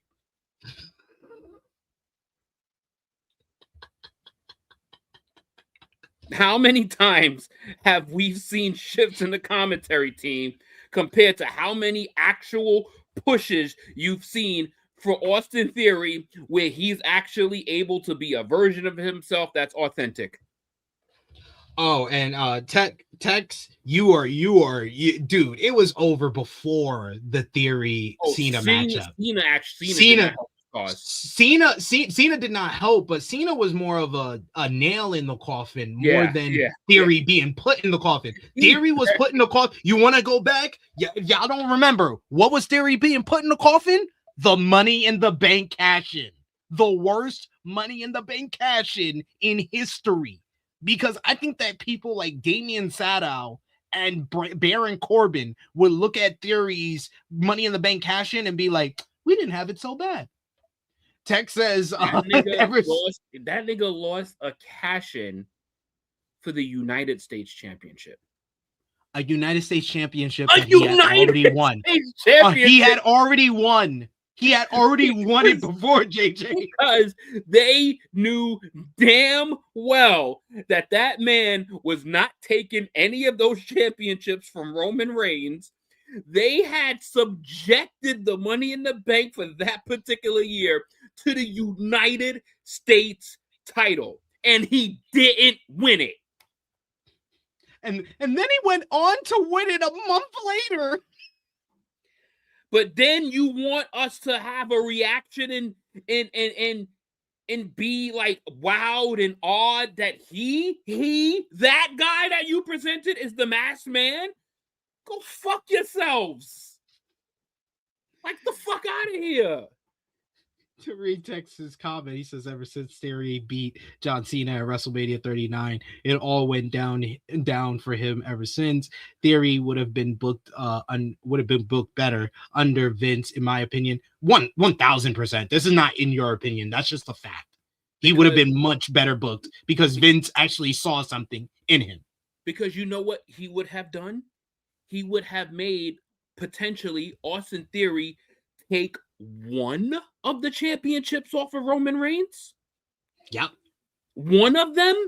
Remember, it was 2 before it became 1,000 days. Like, this is one of Triple H's biggest blunders. That was to be honest, that was his first blunder. Because that's back in 2022. That's when he first takes over. You remember? No, I brought this up on In the Weeds earlier, but do you remember the first segment of the Triple H era? No. The first segment of the Triple H era, JJ, was Roman Reigns and Austin Theory. I don't know if y'all remember the promo where he said, where he told them, "Your daddy's not here anymore." Around. And the crowd ate him up. Who's your daddy? Why I'm saying. Oh, that's why I'm saying. Like people want to talk about that Triple H purposely ruined the John Cena retirement tour. No. You want to see Triple H purposely trying to ruin somebody? Just look at Austin Theory's booking from day one of him on as the head of creative. From day one, his objective has been, I'm going to ruin this guy. And what did Austin Theory ever do to this man? Because they never competed in the ring together. What did he ever do to this man? Did he it's like one of his children grown and Austin try to hit on one of his daughters or something? What happened here? Like, because this guy clearly is loyal because he's still there through all this bullshit. Like, he could have easily been killing it in AEW right now. Easily killing it in AEW right now. Right in that TNT title picture, Austin Theory would have been a fucking master. But he's loyal for whatever fucking reason, and he has not gotten a piece of payback for all of his loyalty. But then you pull this shit and we're supposed to be invested? Miss me with that shit. I don't believe it until y'all do something with it and then do something again and then double down on that something. Because Money in the Bank cash-ins literally are the almost make or break of what we are going to think of your entire career. Look at what happened to Baron Corbin. Look at what happened to Damian Sandow. Once they fucking failed those cash-ins, they were never viewed the same again. And Austin Theory is on that list. Yeah. And he might be, I think he's worse than either one of them. And he was the worst. Oh, yeah. He went for the United States Championship and lost. Like, they doubled down on the double down. Like, I don't have a lack of feelings for Austin Theory because I don't like Austin Theory. It's because I have too much faith in the ability of Austin Theory, is that the company he works for do not share that same faith. And it has been a very, very clear, evident sight for the past 3+ years. It's been too clear. It's been too vivid. To now, all of a sudden, you want to just throw him in a tag match. And, like, this nigga just came back. And the first thing y'all do is throw him in a tag match with fucking Vision's lackey. Steven Chambers saying Theory could have been their version of Kyle Fletcher. So disappointed how WWE been booking Theory. And now he could have been their version of Kyle Fletcher. Now he's their version of Sammy Guevara. It's pathetic. It's pathetic. And I want that shit to sink into people because I really think that in the ring, Austin Theory is better than every member of the Vision. in the ring. In the ring. But Braun Breaker has that special package of intensity, character, and impact is what makes him obviously stand out above the rest. But in ring, he's better than all of them. Probably right. The Judgment Day are backstage. The Judgment Day men come in and they hear the women all arguing after what happened during Roxanne's match with Bayley. Liv says that they are all trying to help each other because the Judgment Day is a family, but Raquel doesn't want to hear it. Liv says it's Christmas and they all need to get on the same page, but Raquel says that you guys didn't even help her when Nikki Bella ruined her WWE Women's World Championship matchup last week. She was like, well, you ruined my matchup with Bayley earlier tonight, says Roxanne. But after some trash talk between the two, Raquel just storms off and says that she's going to get ready for her triple threat next week, leaving the rest of the Judgment Day to basically talk amongst themselves about that whole big dispute between the ladies. No fucking accountability. No fucking accountability. You fucking dumb. Didn't even apologize. Like, you literally cost your sister the match. Like, literally cost her the match. And you're talking about, I got a championship match to worry about. Bitch, you so losing that match. Like, and they not even helping you. And they not helping you. Like, how you play Liv Morgan like that literally like 3 weeks after she come back? It's a damn shame. Like, together they had that shit beat. They had the shit won, and you fucking want to interject yourself. Don't you got shit to worry about, as you stated? Dummy? Dumb. The Ring General, Gunther, is out next. He makes his way down to the ring. The fans are booing him out the building. Gunther is just smiling. He poses on all the turnbuckles with the crowd roaring down boos. Gunther teases, talking a time or two, but then he goes outside to the ringside area. He gets on the announce table. He asks Michael Cole for a clap, and he gets one. Gunther says that the fans shouldn't be mad at him. He says that they should be mad at the guy that tapped out like a little bitch. That throws down the mic. He throws down the mic and he just starts laughing again until the music of CM Punk hits. And out comes the World Heavyweight Champion. He storms down to the ring. He goes face to face with the man that he dethroned for the World Heavyweight Championship back at SummerSlam. Gunther, though, he stares down with Punk seriously for a moment, but then he just breaks into laughter. He backs away. He walks out of the ring grinning. Then Gunther stops on the steel steps, and this is probably the best moment of the whole night. Gunther just looks at Punk and says, "You can't see me," and then starts laughing again. Gunther popping himself is a great character choice. I do think he did make me laugh, the way that he was just uproariously laughing at his own jokes. Gunther tries to walk backstage grinning and like the cock of the dance as he walks backstage until the music of Rey Mysterio hits. Out comes the WWE Hall of Famer. He starts talking trash and says a few words to Gunther about how much of an asshole he is, about what he's been bragging about beating Cena for the past 2 weeks. Gunther heads backstage. He walks backstage and he finds himself face to face yet again for a second week in a row with AJ Styles. AJ says that Gunther doesn't know when to shut up, and Gunther says, "I don't," and laughs and walks away. Yeah, Gunther made, this is the first, Gunther. I love how Gunther is just kind of like shitting on the whole roster with this one win and just making a mockery of everyone he's coming across. And that CM Punk one was like, yeah, you ain't that important, bro. You can't see, you can't. I'm just gonna laugh at you. Like, fuck you gonna do with that grin on your face? like, I'll take that shit off your shoulder when I want to. Yeah, I'll take it that really shit off. feels like they were He was teasing wearing like it this time. Oh, he's wearing it this time. So I'll take that off your waist when I want to. But for now, I'm living my best life. For now, you can't see me.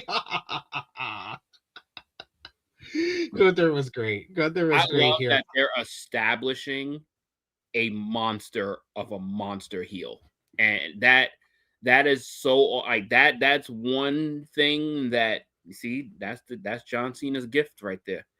That's the gift of John Cena right there. Because this ain't the gift of Triple H. This is the gift of John Cena. I will say my one critique, and it's similar to the one that I had last week, where I was like, the last week it was great, the opening segment and stuff, but him going backstage and getting kind of like everybody in the locker room kind of looking down on him for how he's acting, it gave me eerie comparisons to the heel turn for New Day. And yet again, it also gave me that again this week, because this is just basically the same segment as last week. And that's what they did with the New Day after their heel turn. They just kept doing the same segment over and over again. I agree with you on the actions, but at least the actions of Gunther is, since Gunther is literally A1 ace of the heels on Monday Night Raw, he, when wants to or when the time comes, is going to be in prime positions. He's going to be in big positions. He's not going to be doing fucking commercial ad fucking segments in the crowd and then not have a match for 6 weeks and then lose that match after 6 weeks. Gunther, Gunther ain't losing the next time he steps in the ring. So like that part feels different, but the execution, 1,000% literally copy paste of what the New Day did. Yeah. We got Rachel says, I think unfortunately LA Knight will cost Bron at January 5th to explain his absence, leading to Punk versus Gunther possibly at the Rumble. I can see Punk and Gunther be in the Rumble match. I'd much rather Gunther be in the actual Royal Rumble, though, to set up him potentially win, because he would feel like a big threat to win the men's Royal Rumble. And I like when there's multiple people I could see winning a Royal Rumble, similar to this year's Royal Rumble was like that, where there was multiple people you could see winning. You could see Roman winning, you could see Punk winning, you could see Cena winning. So when Jey Uso won, it was a big surprise. I can see them going into next year's Rumble with multiple people being candidates to win, like Roman, like Brock, like Gunther. I would like Gunther to be in the Rumble more than facing Punk straight up.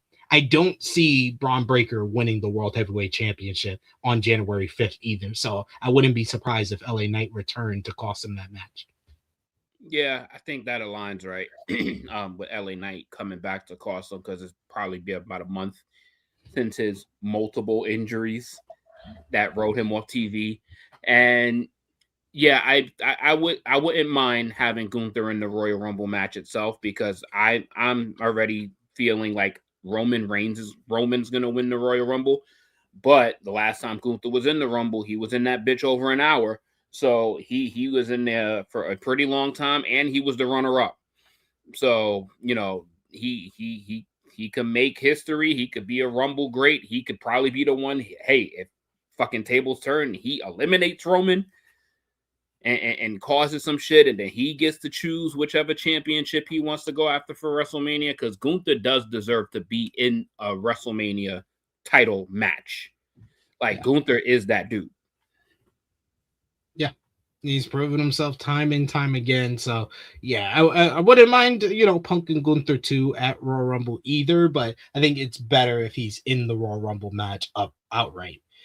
But that leads us to the main event of the show. It was the Visions, Bronson Reed and Austin Theory teaming up for the very first time, going up against World Heavyweight Champion CM Punk and his tag team partner, WWE Hall of Famer Rey Mysterio. Theory and Rey start off the matchup. Theory gets some strikes in the corner and a big backbreaker before going for a cover and only getting a 1 count. Punk gets the tag in and he attacks Theory from behind. Punk kicks Theory in the corner, but Theory comes back with a flying elbow strike. Theory with some punches on Punk from the ground and pound position. He knocks Rey off the apron and drop toe holds Punk. Drop kick by Theory before we go to a commercial break. Bronson Reed whips Punk around and whips him in the sternum first into the turnbuckle. Then we get Theory tags in and he works over Punk for a bit, grounding him. Theory with some elbow strikes and a chin lock. Punk works out of it and then gets kicked down again. We get Rey making the hot tag, and he comes coming in with the House of Fire. Bronson Reed misses a sit-out splash. Rey hits a senton on Reed for a 2 count. Rey then Rana's Theory outside of the ring and then dives onto him from there as we go to our final commercial break. During the break, Bronson Reed hits Rey from behind and Theory works him over. Theory snaps Rey's neck on the bottom rope. Theory sends Rey into the announce table and then rolls him back into the ring. Theory kicks Rey in the gut, and then Bronson Reed tags in. Bronson hits a big splash on Rey, but Punk breaks up the cover. Bronson with a delayed vertical suplex until Rey is able to fight out. He escapes a move by Theory. He knocks Bronson Reed off the apron and then takes Theory down. He then finally tags in Punk, and Punk starts coming in, running wild. He hits a drop kick, swinging neck breaker, knee in the corner, and then the bulldog for a near fall. Punk then teases going for the GTS, but Theory elbows him out of it. Tag to Reed. Punk tries to knock Reed down. It takes a few tries, but Reed breaks that up. Punk then kicks Reed into the corner. He goes up top and hits a flying clothesline for a 2 count. Rey, the electric chair, he then slips out and gets Reed in position for a 619, but Theory tags in. He clotheslines Rey down, but Rey is able to get him onto the middle rope. He hits the 619. He drops the dime on Theory. It looks like he has the victory when Bronson Reed pulls Rey from the ring. Punk then dives onto Reed, who bounces off the announce table. They fight into the timekeepers area with Punk clotheslining Reed into the area as both men were down. Rey and Theory are the legal men. Rey knocks down Theory and goes up top, only to get crotched onto the top turnbuckle. Theory capitalizes and then hits the curb stomp, Seth Rollins style, and gets the 1-2-3 to pick up the victory for the Vision, proving himself to be a valuable member of the Vision, getting a tag team victory in the main event. He gets the 3 count. Theory celebrates post-match. After the match, we get Punk. He drives everyone out of the ring, only for him to turn around to Braun Breaker trying to attack him. He tries punching down Braun for a bit. He then checks on the rest of the Vision who are trying to get into the ring, but Braun uses that distraction to hit one massive spear yet again for the 2nd week in a row. Braun Breaker taking down the World Heavyweight Champion. He then basically stands over Punk, rips off his shirt, stands on his head with 1 foot, and shows his dominance as we close Monday Night Raw with Braun Breaker barking yet again. The main event was fine. It was there. Post-match was basically the same as last week. We're starting to get into the holding pattern of Vision beatdowns to end Monday Night Raw again, which I am not here for at all. I'm starting to. We're going back to it. We're going back to it, not starting. Here we go. Here we go. Vision ends Raw again. Yay. Only like the 30th time this year that this has happened. Yay. What the fuck are we supposed to say after this again? Like, the main event was there. Sorry. It was nice to see Austin Theory in the ring again. Like, you know, I kind of like the look. I like the attitude. But I don't believe it. It's still Austin Theory when the bell. I don't believe it. Yeah, I just don't believe it. I just don't believe it. So this was a nothing burger for me for a main event. And then And then these motherfuckers stick to Austin Theory doing the stomp. Like, he hates this man. He hates this man. He legit hates this guy. Like, he's never going to get out of someone's shadow. Or he's never going to be not seen as somebody imitating someone else or just being a version of something else. He's just never going to escape. He's never going to escape. Why the fuck in the vision are you having Austin Theory keep the stomp?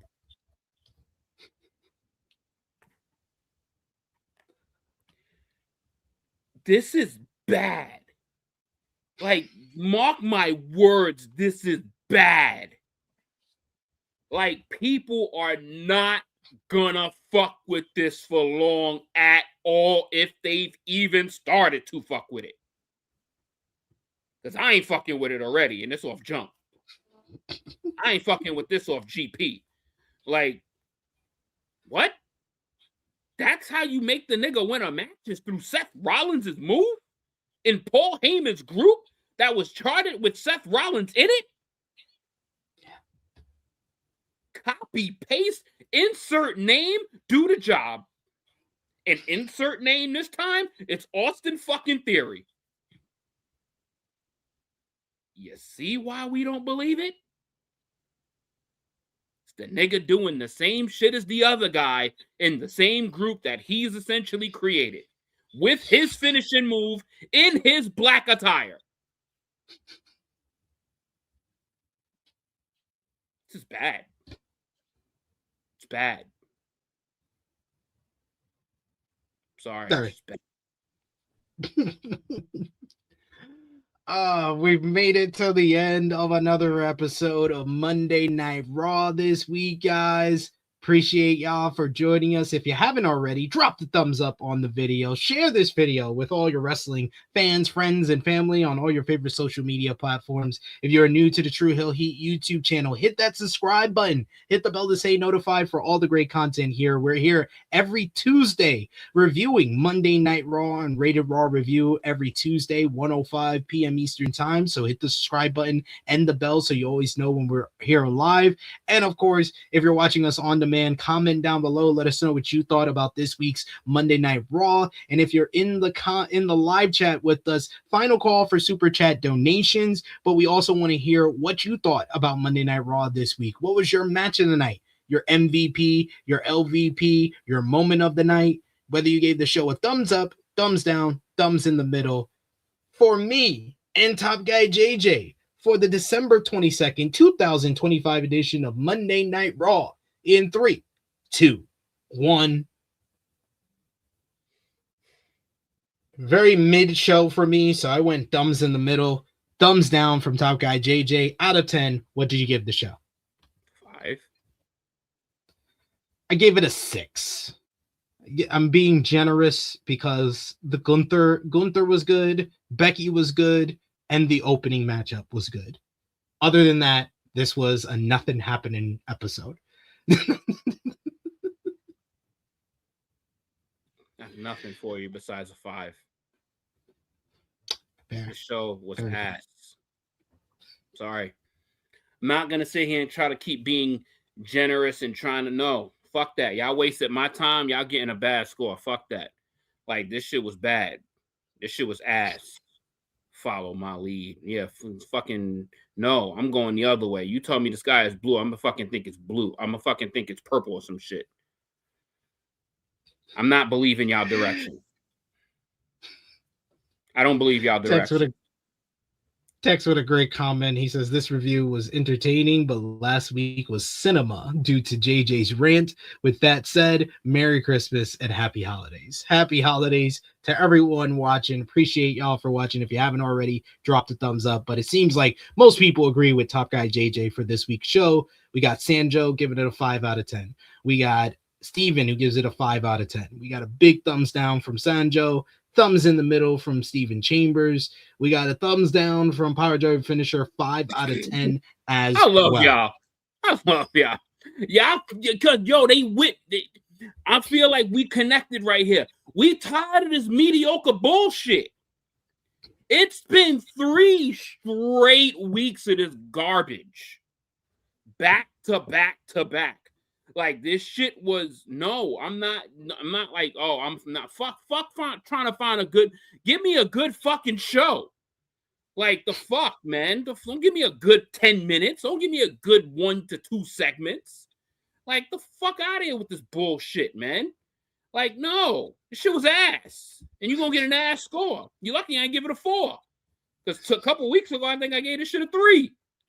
You did. Match of the night. Well, what was your match of the night? Over it. What was your match of the night? There was one? I mean, I'm giving it to Rhea and Asuka. Yeah, by default, sure. Rhea and Asuka. Yeah, I agree. Now, it was a solid match, but god damn, the show nuked my feeling on everything that happened in it. Moment of the night, Gunther saying, "You can't see me" to Punk. Yeah. Wait, I'm trying to. Yeah. I agree. MVP for the show, I will give it to Becky Lynch and Maxxine Dupri for their segment. I'm going to give the MVP to Maxxine Dupri alone. That's right. Because Maxxine Dupri, this was a significant improvement in her character. And I'm going to give that to her. I'm going to give her flowers on the week that we've given her a lot of dirt. So this one, I'm going to give her flowers on this one. Maxxine, you're the MVP of this week for sure. And you got her to attempt to kill more ants in the ring. So LVP for the show, I got to give it to Raquel Rodriguez for that stupidity. Raquel. She's actually a bigger LVP than Triple H this week. We've made it to the end of another Rated Raw review. Want to thank Top Guy JJ, as always, for being the best co-host that I can possibly have talking about this awful show. And, of course, all of you in the chat who provide us with so much more content, because we did probably 40 minutes longer than I thought we would, because we had a whole conversation about Christmas movies and World Championship runs. Yeah, World Championship, right? Yeah, Raw was probably about an hour of dialogue, and the rest of it we would just talk, chopping the shits up, and then whatever your first 20 minutes was in the beginning of the show. Yeah. I talked about Andrade in the first 12 minutes of the show. But I will like to just say to all of you guys, because I probably won't see y'all until after the Christmas holiday, I would like to wish you all a Merry Christmas. Take the time, spend time with your loved ones, enjoy the day. I know it makes a lot of us broke, but it gives us the ability to do what we do, and it gives us a chance to put smiles on people's faces and make people happy and feel blessed to be in the position that you are in to do these things for the people that is near and dear to your heart. So take the time, spend the holidays with your family. Merry Christmas to everybody. Love all of you guys, because we've been riding together for damn near a decade now. But yeah, I might as well roll into my Instagram stuff while you got me on the big screen here. So on Instagram, you can find me at TrueHeal_Top Guy JJ. And on the YouTube channel, I will be on here with hopefully the trio or the quadruple set for the True Heel Heat year-end awards. I will get those matches to you, sir. I just fucking finished your novel. And then as soon as I sent you that text, SP, I literally had a fucking 11-hour day at work.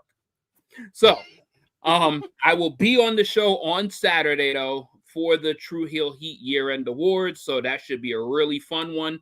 So can't wait for that. And I can't wait to see and hear all of the reactions from Josh, from Chrissy. I want to hear how people shit on these votes. This shit is going to be so fun. It's going to be so fun.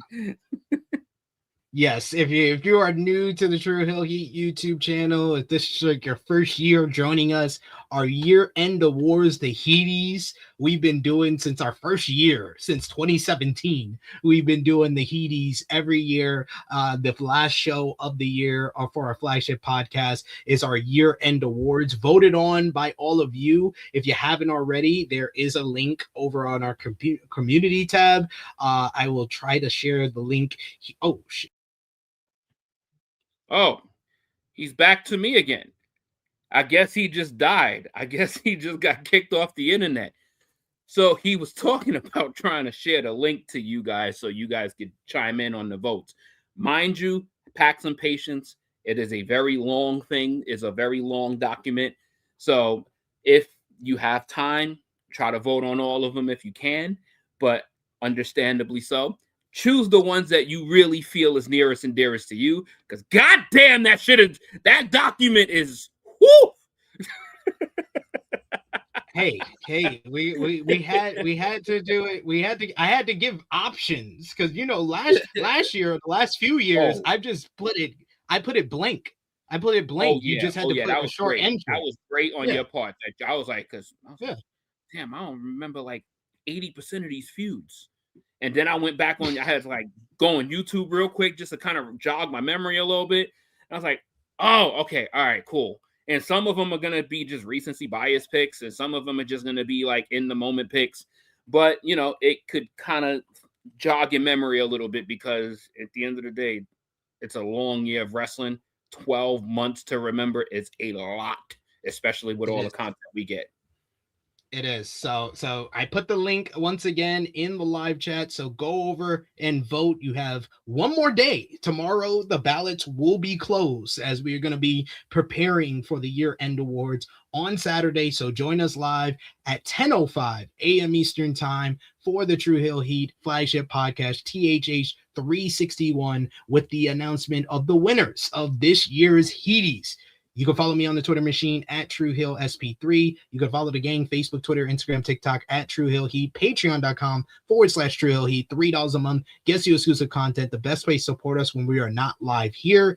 And I want to say Merry Christmas to everyone watching. And thank you so much for all the support that we have received in 2025 right here on the True Hill Heat YouTube channel, and specifically for Rated Raw Review. This has been one of our best years for Rated Raw Review. A lot more views, a lot more interaction in the live chat, in the comments. So thank you for all the support every Tuesday here on Rated Raw Review. And we appreciate y'all for all the time you spent with us every Tuesday. So for Top Guy JJ, it is me, your true phenom SP3. We got a lot for you to enjoy in the next couple of days. We won't be live until Friday for our AEW World's End preview, but you got tomorrow for Christmas Eve. We got our King of the Hill of 2025 pay-per-views and PLEs that we did on the True Hill Heat flagship podcast. So you get a little taste of our year-end content right there. But on Christmas Day, we got our AEW roster 2025 tier list with me and Jimmy Macaram. Coming up on Monday, December 29th, we got our NJPW end of year tier list with me and Jay News. And then on New Year's Eve, next Wednesday, we got our WWE roster 2025 tier list. So a lot of year-end content going to be dropping. We got our top 10 matches, top 10 moments, top 10 men's wrestlers, and top 10 women's wrestlers, all going to be dropping between the holidays. So you got a lot to enjoy here. So stay locked, hit the subscribe button for more. And thank you so much for everything, and happy holidays to everyone. For Top Guy JJ, it is me, your True Hill Phenom SP3. This has been Rated Raw Review number 99. Follow my lead for the December 22nd, 2025 edition of Monday Night Raw. We are signing off until next time. Next week.